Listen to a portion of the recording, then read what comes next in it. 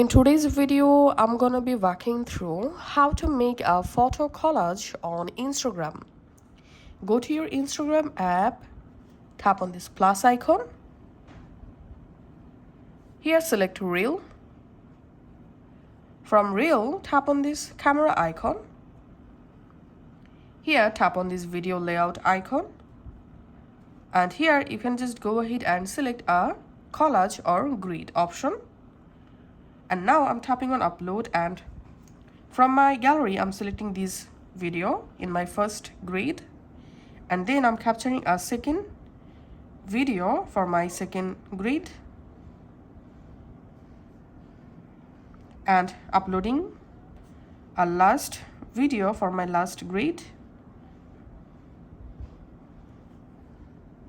and tapping on done.